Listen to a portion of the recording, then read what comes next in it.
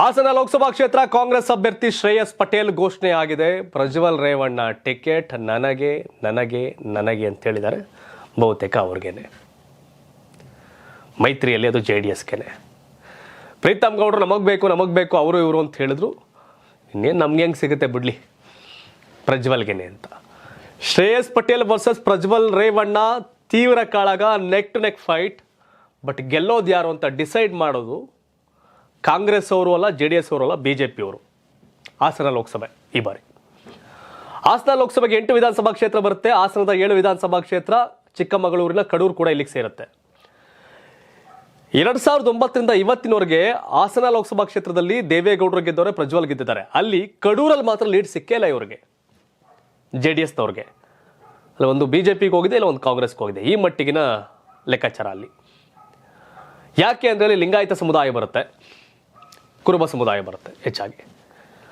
ಈ ಬಾರಿ BJP ಮೈತ್ರಿಕೂಟ JDSಗೆ ಬೆಂಬಲಿಸಿರೋ ಕಾರಣ ಅಲ್ಲಿ ಮಾಜಿ ಶಾಸಕ ಬೆಳ್ಳಿ ಪ್ರಕಾಶ್ ಮೈತ್ರಿ ಅಭ್ಯರ್ಥಿ ಪರವಾಗಿ ನಿಲ್ಲುವ ದಟ್ಟವಾದಂಥ ಸಾಧ್ಯತೆ ಇದೆ. ಅವರು ಕೂಡ ಮೈತ್ರಿ ಪಾಲನೆ ಮಾಡ್ತೀನಿ, ನಾನು ಗೆಲ್ಸ್ತೀನಿ, ನಾನು ಲೀಡ್ ಕೊಡ್ತೀನಿ ಅಂತ ಹೇಳ್ತಾರೆ ಬೆಳ್ಳಿ ಪ್ರಕಾಶ್ ಕಡೂರಲ್ಲಿ.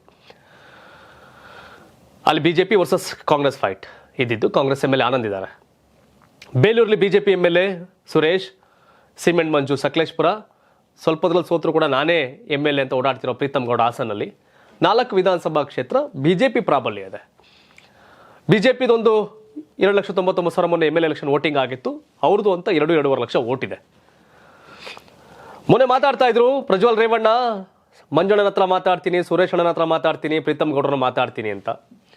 ಪ್ರೀತಮ್ ಗೌಡ್ರಿಗೆ ಸಿಟ್ಟಿದೆ ಪ್ರಜ್ವಲ್ ರೇವಣ್ಣ ಮೇಲೆ MLA ಎಲೆಕ್ಷನ್ ಟೈಮ್ದು. ಆದ್ರೆ ಈಗ ಸಂಬಂಧ ಬೆಳೆಸವ್ರೆ. JDS BJP ಮದುವೆ ಆಗಿದೆ.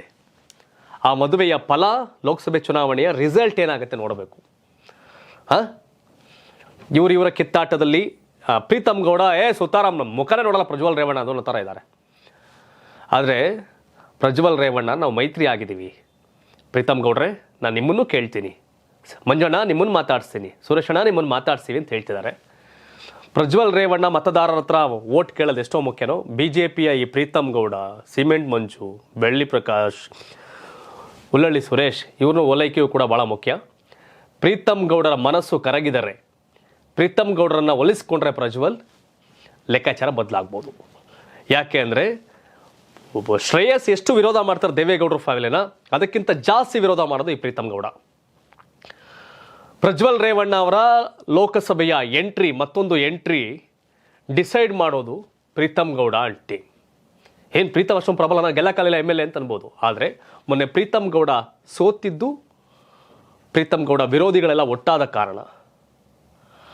ಕಾಂಗ್ರೆಸ್ಸು, ಆಪು ಅವ್ರವ್ರು ಓಟ್ ಪಡ್ಕೊಂಡಿರೋ ಪ್ರೀತಮ್ ಗೌಡರು ಗೆದ್ದಿರೋರು. ಅದೊಂದು ಸ್ವಲ್ಪ ಕೆಟ್ಟ ವಿಶ್ವಾಸ ಪ್ರೀತಮ್ ಗೌಡ್ರಿಗೆ ಸೋಲ್ತು. ಆ ಸೋಲಾಗಿದ್ದಲ್ಲಿ ದೇವೇಗೌಡರ ಫ್ಯಾಮಿಲಿಯಿಂದ ಅಂತ ಒಂದು ಸೆಟ್ಟಿದೆ. ಪ್ರೀತಮ್ ಗೌಡ್ರು, ಪ್ರಜ್ವಲ್ ರೇವಣ್ಣ, ಪ್ರೀತಮ್ ಗೌಡ್ರಿಗೆ ಬೇಕಾಗಿಲ್ಲ ಪ್ರಜ್ವಲ್, ಈಗ ಪ್ರಜ್ವಲ್ ಪ್ರೀತಮ್ ಬೇಕು. ಅಣ್ಣ ಪ್ರೀತಮ್ ಅಣ್ಣ ಬಾರಣ್ಣ, ಆದಿದ್ದಾಗೋಯ್ತು, ನಾವು ನೀವು ಸಂಬಂಧ ಬೆಳೆಸಿದ್ದೀವಿ, ಬಾರಣ ದಯವಿಟ್ಟು ಸಹಕಾರ ಕೊಡೋಣ ಅಂತ 1-2 ಸಾರಿ ಹೋದರೆ ಕಡಿಮೆ ಆಗುತ್ತೆ ಮಾತಾಡಿದ್ರೆ. ಪ್ರೀತಮ್ ಕೋಪ ತಾಪ ಆ ಸಿಟ್ಟೆಲ್ಲ ಹೋಗುತ್ತೆ. ಪ್ರೀತಮ್ ಗೌಡ್ರು ಮುಂದೆ BJP ರಾಜ್ಯಾಧ್ಯಕ್ಷರಾಗಬೇಕು, ಈ ರಾಜ್ಯದ ಮುಖ್ಯಮಂತ್ರಿ ಆಗಬೇಕು ಅಂತ ಬಯಸಿರೋ ವ್ಯಕ್ತಿ. ಕೆಪಾಸಿಟಿ ಇದೆ ಪ್ರೀತಮ್ ಗೌಡ್ರಿಗೆ. ಏನು ಅತಿಯಾಗಿ ಹೊಗಳ್ತಾ ಇದ್ದೀರಿ ಅಂತ ಅನ್ಕೋಬೇಡಿ.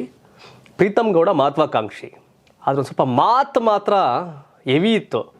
ಪ್ರೀತಮ್ ಗೌಡರು ಸೋತಿದ್ದು ಮಾತಿಂದಾನೆ. ಪ್ರೀತಮ್ ಗೌಡರು ಸೋತಿದ್ದು ಜೋರ್ ಮಾತಿಂದ ಕರಿತಾರಲ್ಲ, ಅಹಂಕಾರ ಗುರು ಅವನಿಗೆ ಅಂತ. ಹಂಗೆ ಅಹಂಕಾರ ಅಂತ ವಿರೋಧಿಗಳಿಗನ್ಸುತ್ತೆ, ಅವ್ರಿಗನ್ಸುತ್ತೆ ಗತ್ತು ಗುರು ನಂದು, ನನ್ನ ಸ್ಟೈಲೇ ಹಿಂಗೆ ಅಂತ ಅವ್ರಿಗನ್ಸುತ್ತೆ. ಸೊ ಹಾಗಾಗಿ ಪ್ರೀತಮ್ ಗೌಡರ ಮಾತು ಚುನಾವಣೆಯನ್ನು ಕೆಡಿಸ್ತು, ಸೋಲ್ ಕೊಡ್ತು. ಆದ್ರೆ ಈಗ ಮತ್ತದೇ ದ್ವೇಷ ಮಾಡ್ಕೊಂಡು ಅವ್ರು ಕಾಂಗ್ರೆಸ್ಗಂತೂ ಸೇರಲ್ಲ ಪ್ರೀತಮ್ ಗೌಡರು. ಅಲ್ಲ ಗುರು, ನೀನು ಮೈತ್ರಿ ಕೂಟದಲ್ಲಿದ್ದು ಗೆಲ್ಸ್ಕೊಳಕ್ಕಲ್ಲ, ನೀನು ಮೈತ್ರಿ ಅಭ್ಯರ್ಥಿನ ಅಂದರೆ ನೀನ್ಯಾಸಿ ಲೀಡ್ರು ಅಂದ್ಬಿಡ್ತಾರೆ ಆಮೇಲೆ. ಹಾಗಾಗಿ ಇವೆಲ್ಲ ಬರ್ತವೆ.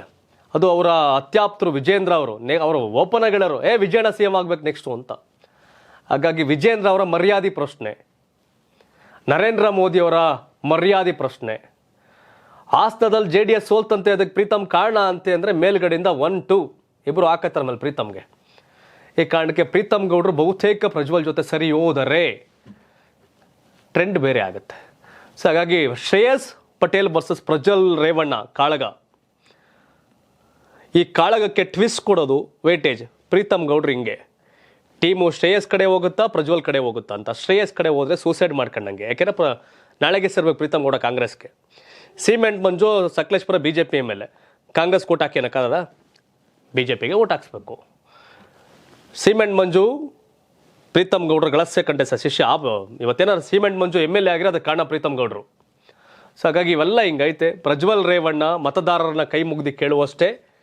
BJPಯ ಪ್ರೀತಮ್ ಗೌಡ್ರು ಸಿಮೆಂಟ್ ಅಣ್ಣ ಬನ್ರಣ್ಣ ನೀವು ಅಂತ ಕೇಳ್ಕೊಂಡ್ರೆ ಲೆಕ್ಕಾಚಾರ ಚೇಂಜ್ ಆಗುತ್ತೆ. ಆ ಸರದ ಅಖಾಡ ಬದಲಾಗತ್ತಾ? ಪ್ರೀತಮ್ ಗೌಡ್ರು ಮುನಸನ್ನ ಮರೆತು ಪ್ರಜ್ವಲ್ ರೇವಣ್ಣ ಆಗ್ಲಿ ಮಲ್ಕ ನಮ್ಮ ಬ್ರದರ್ ಇವರು ಆಕ್ರೆ ಒಟ್ಟು ಅಂತ ಹೇಳ್ತಾರ. ಕಾದ್ ನೋಡಬೇಕು. ನಿಮ್ಮ ಪ್ರಕಾರ ಹಾಸನ ಲೋಕಸಭೆ ಗೆಲ್ಲೋದು ಯಾರು? ಶ್ರೇಯಸ್ ಪಟೇಲ, ಪ್ರಜ್ವಲ್ ರೇವಣ್ಣ ಅವರ? ನಿಮ್ಮ ಅಭಿಪ್ರಾಯ ಕಾಮೆಂಟ್ ಮಾಡಿ ತಿಳಿಸಿ. ಧನ್ಯವಾದ. ಇದು ಕರ್ನಾಟಕ TV, ಕನ್ನಡಿಗರ ಧ್ವನಿ. ಮತ್ತೆ ಪ್ರೀತಮ್ ಗೌಡ್ರು ನೀವೆಲ್ಲ ಏನು ಹೇಳ್ತೀರಿ? ಪ್ರೀತಮ್ ಗೌಡ್ರು ಯಾರ ಪರವಾಗಿ ಚುನಾವಣೆ ಮಾಡ್ತಾರೆ, ಮಾಡಬೇಕು? ನಿಮ್ಮ ಒಪಿನಿಯನ್ ಕಾಮೆಂಟ್ ಮಾಡಿ ತಿಳಿಸಿ. ಧನ್ಯವಾದ. ಇದು ಕರ್ನಾಟಕ TV, ಕನ್ನಡಿಗರ ಧ್ವನಿ.